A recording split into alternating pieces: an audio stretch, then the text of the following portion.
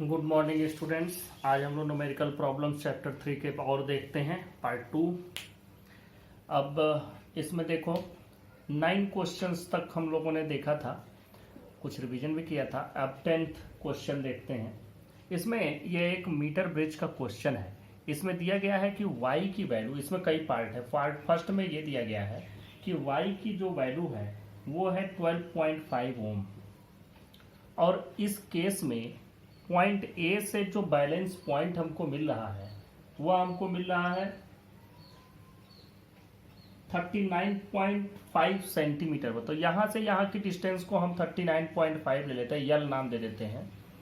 39.5 centimetre पर balance point यहाँ से मिला। अब आपको पता क्या करना है, x की value, x is to be find out. तो चलो ये सलूशन ही है। अब यहाँ से ये समझो कि ये क्वेश्चन हो गया, सलूशन की बात करते हैं, सलूशन पार्ट। अब देखो इसमें तुमको क्या करना है। सलूशन के लिए हम लोग जानते हैं कि x by Y divided by, देखो x बाई वाई, और ये बैलेंस पॉइंट पर है तो बैलेंस पॉइंट पर divided by L divided by 100 minus L, ये हम लोगों को मिलता है। अब यहाँ से अगर आपको y पता करना है तो y की वैल्यू क्या हो जाएगी, y की वैल्यू हो जाएगी 100 minus L into X divided by N. अब ये वैल्यू रख दो, 100 माइनस 39.5 आपको यहाँ से x की वैल्यू पता करनी थी। फार्मूला x के लिए बना लेते हैं, x के लिए और आसान है। x के लिए फार्मूला बनाओ, सीधा y को ले जाके इसमें मल्टीप्लाई कर दो, y into L divided by 100 minus L, ये फार्मूला बन गया। y की वैल्यू रख 12.5 इंटू यल की वैल्यू रख दो 39.5 डिवाइडेड बाई 100 माइनस 39.5, और जब आप इसको सॉल्व कर रहे हैं तो आपको यहाँ से मिलता है 8.16 ओम। ये सॉल्यूशन है क्वेश्चन 1 का। इसमें ये क्वेश्चन ये भी पूछा गया है कि why are the connections between registers is in Wheatstone or metre bridge made of thick copper wires, copper strip. तो ये थिक कॉपर स्ट्रिप का इसलिए यूज किया जाता है दो रेजिस्टेंस के बीच में, जिससे कि उनके बीच का रेजिस्टेंस कम हो। आप मोटे कॉपर वायर यूज करें, मोटे कॉपर की प्लेट यूज करें तो उसका रेजिस्टेंस कम होगा, क्योंकि रेजिस्टेंस का फार्मूला आप जानते हैं, R इज इक्वल टू होता है रो यल बाई ए। अगर आप एरिया बढ़ा देते हैं तो रेजिस्टेंस घट जाएगा, तो इसीलिए हम मोटे थिक कॉपर वायर्स या थिक कॉपर प्लेट्स यूज किए जाते हैं। चलते हैं इसी क्वेश्चन का पार्ट 2 सॉल्व करते हैं। इसी क्वेश्चन का पार्ट 2 देखते हैं। पार्ट 2 में यह कहा जा रहा है कि अगर हम लोग x और y के बीच में इंटरचेंज कर दें, x की जगह y कर दें, y की जगह x कर दें, तो नया बैलेंस पॉइंट क्या होगा। तो देखो भाई, तब भी आपको यही मिलना है। अगर बैलेंस पॉइंट हमको निकालना है तो चलो करते हैं, x by Y is equal to L by 100 minus L. अब आपको यल पता करना है। x की वैल्यू दी गई है, x की वैल्यू है 8.16, अब ये y हो जाएगा। y की वैल्यू पहले दी गई थी 12.5, अब ये x हो जाएगा। तो चलो अब x की जगह पर हम y की वैल्यू रखते हैं 12.5 divided by 8.16 is equal to L divided by 100 minus L. यहाँ से इसको सॉल्व करो तो आपको देखो क्या मिल रहा है। यहाँ से इधर ले जाओ तो ये हो जाएगा 1250 minus 12.5 L is equal to 8.16 L. अब क्या करना है, अब आपको यहाँ से इसको भी इधर ले आना है। तो देखो यहाँ से जब आप इसको इधर ले आएंगे तो आपको मिलेगा, डायरेक्ट यल की वैल्यू लिखते हैं, या आप चाहें तो इनको ऐड भी कर लें। देखो ये हो जाएगा माइनस 12.5 यल और minus 8.16 L is equal to 1250, ये वैल्यू आ रही है, यह आपको मिल रही है। यहाँ से जब आप इन दोनों ये इधर जाएगा तो ये भी निगेटिव हो जाएगा, इज इक्वल टू माइनस। तो अब ये देखो, ये जब हम इसको जोड़ेंगे तो ये वैल्यू हो जाएगी 20.66 यल इज इक्वल टू, दोनों तरफ से माइनस माइनस साइन हटा दिया तो यल की वैल्यू आपकी मिल जाएगी 1250/20.66, इतना सेंटीमीटर फ्रॉम द लेफ्ट, इतने सेंटीमीटर फ्रॉम लेफ्ट। तो इसका मतलब तो वैल्यू आ रही है 60.5, ये वैल्यू मिलेगी 60.5 सेंटीमीटर फ्रॉम ए वाले पॉइंट से, हमारा ए एंड से ये वैल्यू आई। अब नेक्स्ट इसका पार्ट चलते हैं, नेक्स्ट पार्ट मतलब पार्ट 3। पार्ट 3 में देखो, पार्ट 3 में आपसे ये पूछा जा रहा है कि अगर गैल्वेनोमीटर और सेल को इंटरचेंज कर दिया जाए तो क्या होगा। अब इसको तो हमें ये फिगर से ही समझना पड़ेगा। जरा देखो, ये बहुत आसान क्वेश्चन है, कुछ है नहीं, बहुत इजी क्वेश्चन था। मीटर ब्रिज के क्वेश्चन ऐसे ही आते हैं, इजी होते हैं। देखो अब ये क्वेश्चन, इसका पार्ट 3 थोड़ा सा आपको घुमाने वाला है। कह रहा है कि गैल्वेनोमीटर और सेल को इंटरचेंज कर दिया जाए तो क्या होगा। What happened if galvanometer and cell are interchange at the balance point of the bridge. Bridge के बैलेंस पॉइंट पर आप देखिए, यहाँ पर अब आप सेल कर देंगे और इस जगह पर आप गैल्वेनोमीटर कर देंगे। अब देखो, अगर हम इस जगह पर गैल्वेनोमीटर लगा देते हैं और सेल को इस जगह पर लगा देते हैं तो भी हमारा बैलेंस कंडीशन का मीटर ब्रिज बैलेंस कंडीशन में ही रहेगा। ये इसलिए कि तब भी इनके बीच में सप्लाई मिल रही थी, अभी भी मिलेगी, और इनको फिर से हम उसी तरह से जोड़ सकते हैं, सिर्फ अरेंजमेंट ही चेंज होगा, लेकिन बैलेंस कंडीशन फिर भी वही बैलेंस कंडीशन बनी रहेगी। तो हम इसका आंसर लिख सकते हैं, when the galvanometer and cell are interchanged at the balance point, the conditions of the balanced bridge are still satisfied, and so again the galvanometer will not show any current. This is the answer of part 3. Next question 11th देखते हैं, 3.11। इसमें एक battery है जिसका EMF है 8 volt, internal resistance 0.5 ओम और external resistance 15.5 ओम एक series में लगा करके इतने वोल्ट की बैटरी से इसको चार्ज किया जाता है। इस वाली बैटरी को इतने वोल्ट डीसी सप्लाई से चार्ज किया जाता है, जो बैटरी नाम ना दो, इस वोल्ट की डीसी सप्लाई से इसको चार्ज करते हैं। तो आपसे पूछा जा रहा है कि what is the terminal potential during charge, ये आपको बताना है। What is the terminal voltage of the battery during charging. तो दूसरी बात ये भी पूछा जा रहा है कि ये रेजिस्टेंस सीरीज में क्यों लगाया गया, चार्ज करने के दौरान ये रेजिस्टेंस सीरीज में क्यों लगाया गया, दोनों चीजें आपको बतानी है। तो रेजिस्टेंस तो सीरीज में लगाने का मतलब सीधे समझ में आता है कि जिससे जिस बैटरी को चार्ज कर रहे हैं उसमें बहुत ज़्यादा डेंजरसली हाई करंट न जाने पाए। तो current can be balanced, I is equal to V by R. तो ये आर आपने लगा दिया सीरीज में, जिससे थोड़ा सा करंट इसमें कम हो जाएगा और अपने हिसाब से हम करंट को मैनेज कर लेंगे। अब बात आती है कि जब हम इसको बैटरी को, मैंने आपको जब सेल पढ़ाया था तो सेल में मैंने बताया था कि सेल का जो ईएमएफ होता है, जब चार्ज कर रहे होते हैं तो उसका ईएमएफ जो उस पर मिलता है वह उसके पोटेंशियल डिफरेंस उस समय ज़्यादा हो जाता है। तो अब देखो क्या है, जैसे नेट ईएमएफ, अब देखो नेट ईएमएफ ई डैश की वैल्यू क्या हो जाएगी, जो हमारे पास ये वोल्टेज हमने लगा रखा है और उसमें से इसको हमें डिडक्ट करना है। और जब भी बैटरी चार्ज करते हैं तो उसके प्लस को माइनस और माइनस को प्लस से चार्ज करते हैं, ये तरीका होता है चार्ज करने का।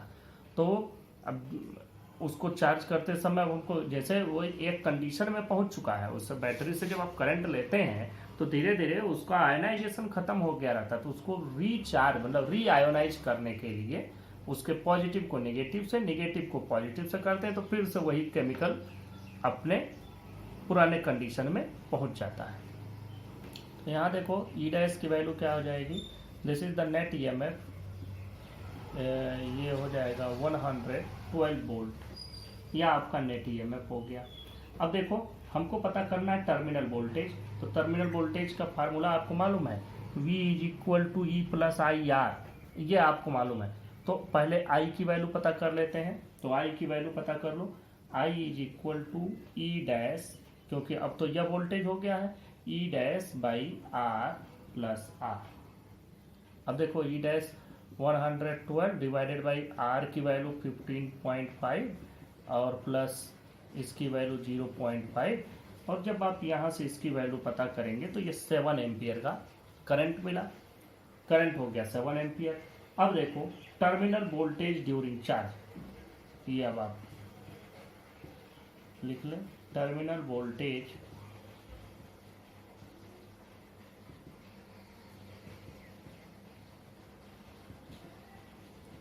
देखो V इज इक्वल टू क्या लिखेंगे, E प्लस आई आर।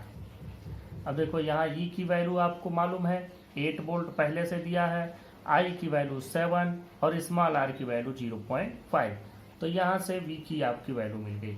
ये 7 5 से 3.5 हो जाएगा, और ये 8 और 3.5 हो जाएगा 11.5 वोल्ट।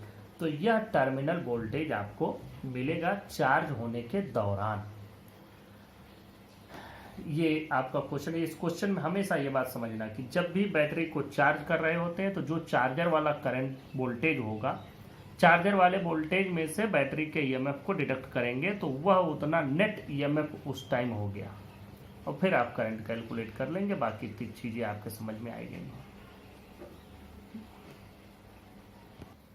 अगला क्वेश्चन 3.12, बहुत आसान क्वेश्चन, न बताने लायक क्वेश्चन। देखो इसमें दे रहा है कि एक सेल, इसको E1 नाम दे दो, एक सेल हमने पोटेंशियोमीटर में जोड़ा तो बैलेंस पॉइंट इस पर मिला, इसकी जगह दूसरा सेल लगाया तो बैलेंस पॉइंट यहाँ मिला, तो जो दूसरा सेल लगाया उसका ईएमएफ बताओ। तो आप जानते हैं E1 बाई E2 की वैल्यू होती है L1 बाई L2, ये हम लोगों ने उसमें डिराइव कर रखा है फार्मूले में। अगर आपको प्रॉब्लम है तो आप एक बार देख सकते हैं जहाँ हमने आपको डिराइव करके समझाया है। तो ये E1 by E2 equal to L1 by L2 हो जाएगा। बस अब क्या करना है, E1 की वैल्यू रख दो, 1 पॉइंट हमें निकालना क्या है, E2 निकालना, तो पहले E2 का फार्मूला बना लो तब वैल्यू रखते हैं। तो चलो E2 इज इक्वल टू हो जाएगा, देखो E2 की वैल्यू हो जाएगी E1 L2 divided by L1। E1 की वैल्यू रखो 1.25, L2 की वैल्यू रखो 63 डिवाइडेड बाई L1 की वैल्यू रखो 35। जब आप इन सबको सॉल्व करेंगे तो पाएंगे 2.25 volt. This is the answer. Question 13 देखें 3.13, इसमें दे रहा है कि नंबर डेंसिटी, एक किसी वायर में इलेक्ट्रॉनों की नंबर डेंसिटी है 8.5 इंटू 10⁻20 इलेक्ट्रॉन पर मीटर क्यूब, ये पर यूनिट वॉल्यूम इतने इलेक्ट्रॉन हैं, तार की लंबाई इतनी है, क्रॉस सेक्शनल एरिया इतना है, और उसमें जो करंट फ्लो हो रहा है, करंट की वैल्यू है 3 एम्पियर। आपको पता क्या करना है कि इसके एक एंड से दूसरे एंड तक जाने में एक इलेक्ट्रॉन को कितना टाइम लगेगा।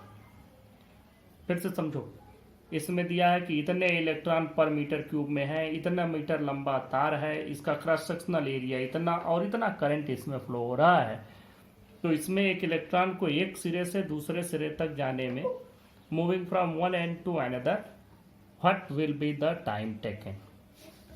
तो वो टाइम टेकन निकाला, तो टाइम इज इक्वल टू क्या फार्मूला जानते हो, time is equal to T is equal to, formula पढ़े हुए हैं, time is equal to distance by velocity. यहाँ डिस्टेंस क्या है 3 मीटर, वेलोसिटी क्या होगी ड्रिफ्ट वेलोसिटी। ड्रिफ्ट वेलोसिटी आपके पास है नहीं है, तो पहले ड्रिफ्ट वेलोसिटी पता करते हैं। तो देखो करंट दिया है, तो करंट से ड्रिफ्ट वेलोसिटी हम लोग रिलेट करते हैं, I is equal to NEA/VD।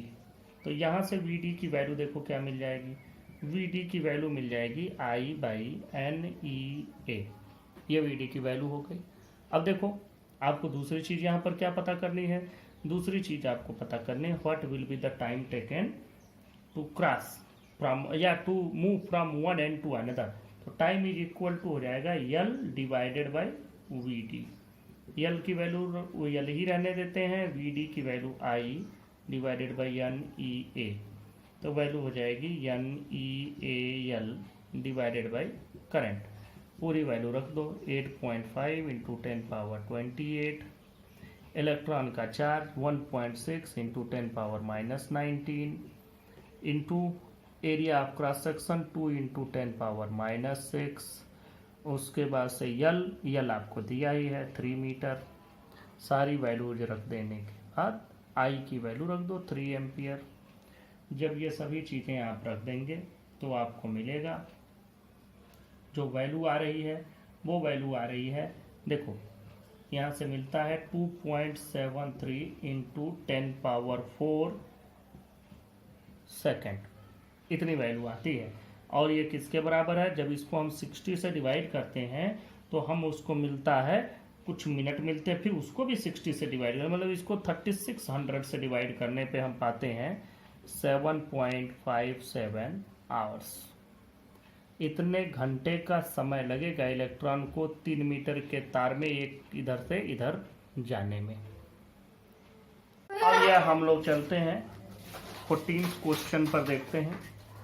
इस क्वेश्चन में आप देखें, इसमें आपसे कहा जा रहा है कि जो अर्थ पर सरफेस चार्ज डेंसिटी है वो है sigma 10⁻⁹ coulomb per metre square, और जो अर्थ का सबसे अपर सरफेस है, मतलब एटमॉस्फेयर का अपर सरफेस और अर्थ का सरफेस, समझो ध्यान से, अर्थ का जैसे ये अर्थ हो गया, ये सरफेस पर चार्ज डेंसिटी इतना दे दिया, और जो एटमॉस्फेयर का अपर लेयर है इसके और इसके बीच में 400 किलो वोल्ट का एक पोटेंशियल डिफरेंस बनता है, और इस पोटेंशियल डिफरेंस से 1800 एम्पियर का करंट बनता है। अब चूंकि इसमें एटमॉस्फेयर में करंट को सस्टेन करने के लिए, रोकने के लिए तो कोई अरेंजमेंट है नहीं, तो ये पूछा जा रहा है कि यह करंट कितने देर में खत्म हो जाती है, कितने देर में अपने आप न्यूट्रलाइज हो जाता है, ये आपसे पूछा जा रहा है। तो अपने आप न्यूट्रलाइज हो, जैसे अगर कोई भी करंट है तो करंट कैसे बनती है? Rate of flow of charge से। तो ये I is equal to Q by T, ये हमको मालूम है। हमें पता क्या करना, हमें टाइम पता करना है। टाइम की वैल्यू क्या हो जाएगी? टाइम की वैल्यू हो जाएगी Q बाई आई। यहाँ पर ध्यान से देखो, Q बाई आई, ये आपका टाइम की वैल्यू हो जाएगी। अब देखो, इस टाइम की वैल्यू को कैलकुलेट करने के लिए आप कैसे कैलकुलेट करेंगे, ये हम तरीका आपको बता रहे हैं। अब यहाँ पर चार्ज तो आपके पास है नहीं, बल्कि चार्ज की जगह पर क्या दिया है? Surface charge density. तो टोटल सरफेस एरिया निकालो और तब जा करके उसको इस डेंसिटी से मल्टीप्लाई करो तो टोटल चार्ज मिलेगा। तो सरफेस एरिया कितनी होगी? 4πr², ये रेडियस दिया है अर्थ की, और उसको सिग्मा से मल्टीप्लाई कर दो, डिवाइडेड बाई जो करंट दिया गया है उससे डिवाइड कर दो। तो जब हम ये वैल्यू आपको कैलकुलेट करके बताएंगे तो ये जो टोटल वैल्यू आती है, जब आप इसको पूरा वैल्यू ये रखेंगे तो इसको रखने के बाद आपको मिलता है 509.63 इंटू 0.65 इंटू 10⁻3 कूलम, ये बना, और डिवाइडेड बाई 1800 एम्पियर का चार्ज आपका बनी रहा है, करंट आपका बनी रहा है।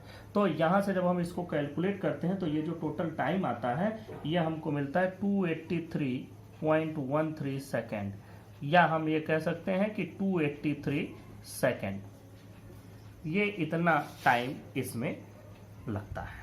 तो ये क्वेश्चनों को बहुत अच्छा क्वेश्चन नहीं है ये, लेकिन अब ये क्वेश्चन आपके बुक में है तो मैंने बता दिया। नेक्स्ट क्वेश्चन 3.15, इसमें पार्ट ए में कहा गया है कि 6 सेल है, सबका ईएमएफ 2 वोल्ट है, सबका इंटरनल रेजिस्टेंस इतना है, और सबको सीरीज में इस रेजिस्टेंस से एक्सटर्नल लोड से कनेक्ट किया गया है। तो what is the terminal voltage and what is the current? Current की वैल्यू आपको पता करनी है, टर्मिनल वोल्टेज पता करना है, तो करंट की वैल्यू पहले लिख लो। करंट की वैल्यू क्या होती है? Total voltage divided by total resistance.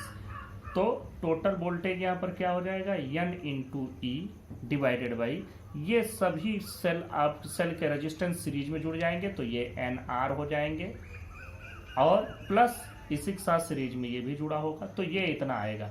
N की जगह पर है 6 इंटू 2 डिवाइडेड बाई N की जगह 6 इंटू स्मॉल r की वैल्यू 0.015 प्लस r की वैल्यू 8.5, ये इतनी वैल्यू होगी। और जब आप इसको कैलकुलेट करेंगे तो आपको मिलेगा 12/8.59 और यहाँ से ये वैल्यू हो जाती है 1.4 एम्पियर। यहाँ फिजिक्स तो आपका यही ख़त्म हो जाता है, बाकी तो मैथमेटिकल सॉल्यूशंस हैं, मैथमेटिकल आपको ये एक्सरसाइज है आपकी करना चाहिए। ये इतना इससे आपको करंट मिलेगा। करंट के साथ साथ टर्मिनल वोल्टेज आपका क्या हो जाएगा, टर्मिनल वोल्टेज होता है V = IR। V की वैल्यू आपके पास ऐसे मिला, I की वैल्यू हमने कैलकुलेट कर लिया 1.4, R की वैल्यू हो गया 8.5। तो यहाँ से जब हम लोग कैलकुलेट करेंगे तो 11.9 वोल्ट आपको मिल जाएगा। अब देखो एक इसी में पार्ट बी भी दिया गया है। This is the solution of part A and now we are going to discuss the part B and question with the solution. तो पार्ट बी में आपसे ये कहा जा रहा है कि सेकेंडरी सेल है और सेकेंडरी सेल है, सबका ईएमएफ है 1.9 वोल्ट और इनको एक इंटरनल रेजिस्टेंस इनका जो दिया गया है वो है 380 ohm. What maximum current can be drawn from the cell, ये इसमें पूछा जा रहा है कि यह एक सेकेंडरी सेल है, इसका ईएमएफ इतना है और इसका इंटरनल रेजिस्टेंस इतना है, तो इससे हम कितना मैक्सिमम करंट पा सकते हैं। और इसी में एक चीज और भी पूछा जा रहा है कि could the cell drive a starting motor of a car. ये उलझुल क्वेश्चन है, कोई मतलब नहीं बनता है। ये तो पता चल जाएगा कि इससे आपको करंट पता करना, व्हाट इज द करंट। तो करंट अब इसमें कोई सेल का ये तो दे नहीं रहा है कि कनेक्शन जोड़ा गया है, पैरेलल सीरीज कुछ नहीं है, तो ये क्या हो जाएगा E/R। अब यही इतनी चीज दी गई है, ये इतना लिया जाए, E की वैल्यू 1.9 बाई R की वैल्यू 380 और यहाँ से जो आपको वैल्यू मिलती है ये मिलती है 0.005 एम्पियर। अब इतने कम एम्पियर के करंट से आप किसी मोटर को तो नहीं चला सकते हैं, मोटर चलाने के लिए अच्छा करंट चाहिए। तो this current is not sufficient to drive a motor of a car.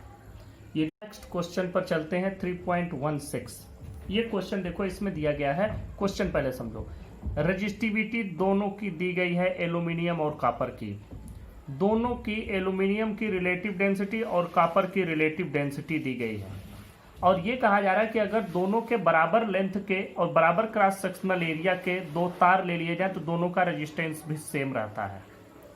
मतलब एक ही वायर जो कि एक ही लंबाई का, जैसे 5 सेंटीमीटर का इसका 5 सेंटीमीटर का इसका, दोनों का क्रॉस सेक्शनल एरिया अगर सेम है तो दोनों का रेजिस्टेंस सेम होता है। पूछा जा रहा है कि कौन सा वायर इसमें हल्का होगा, विच वन इज लाइटर, किसका मास कम होगा।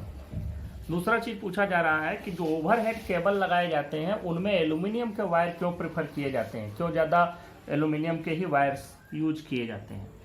अब हम लोग इस पर बात करते हैं। सबसे पहले तो इसमें ये देखो रिलेटिव डेंसिटी दी गई है, पता नहीं आपको याद होगा कि नहीं। रिलेटिव डेंसिटी का फार्मूला आपको क्लास 11th में पढ़ाया गया था। रिलेटिव डेंसिटी होता है density divided by density of water, density of water at 4 degree centigrade. ये आपको पढ़ाया गया। तो अगर रिलेटिव डेंसिटी दी गई है तो डेंसिटी आप उसमें वाटर की डेंसिटी को मल्टीप्लाई करके पा सकते हैं। वाटर की डेंसिटी 1000 kg/m³ होता है, उससे हम पा सकते हैं। खैर वहाँ तक हमें जाना नहीं है। अब हम लोग चलते हैं अपने क्वेश्चन को सॉल्व करते हैं। देखो भाई, हमको मास दोनों का निकालना है और दोनों के मास को हमें क्या करना है, कंपेयर भी करना है। तो पहले मास का फार्मूला लिख देते हैं। मास इज इक्वल टू क्या होता है, वॉल्यूम इनटू डेंसिटी। यह आपने पढ़ रखा है, वॉल्यूम इनटू डेंसिटी। वॉल्यूम मान लो कि अगर क्रॉस सेक्शनल एरिया ए और लेंथ यल है तो ए इंटू यल से आपको वॉल्यूम मिल जाएगा। डेंसिटी आप मान लें डी, यहाँ हमने डी लिखा भी है। अब चलो बात आती है कि इसमें हमें रेजिस्टेंस भी ले आना है, तो रेजिस्टेंस भी ले आओ, क्योंकि लेंथ और रेजिस्टेंस इन दोनों की बात की गई है कि सेम लेंथ के अगर वायर लिए जाए तो उनका रेजिस्टेंस जो है सेम होता है। तो हम लोग जानते हैं, देखो we know that R is equal to ρ L by A। अब यहां से अगर हम ए की वैल्यू कैलकुलेट करें तो ए क्या हो जाएगा, ए की वैल्यू मिल जाएगी रो यल बाई आर, ये वैल्यू मिल गई आपकी क्रॉस सेक्शनल एरिया की, रो यल बाई आर। यह वैल्यू उठा करके यहाँ रख दो, तो mass can be written as, A की वैल्यू रखें रो एल बाई आर। यह हमें इसलिए करना पड़ रहा है क्योंकि इसमें रेजिस्टेंस इंक्लूड है, रेजिस्टेंस बता रहा है, रेजिस्टेंस एक फैक्टर है। तो रो एल बाई आर हो गया, ये ए की वैल्यू हो गई, इंटू यल पहले से था, डी पहले से था। अब वैल्यू क्या बनी, rho L square D divided by R. ये आपके सामने फार्मूला बना। हमको क्या करना है, हमें मास कंपेयर करना है, मास of copper divided by mass of aluminium.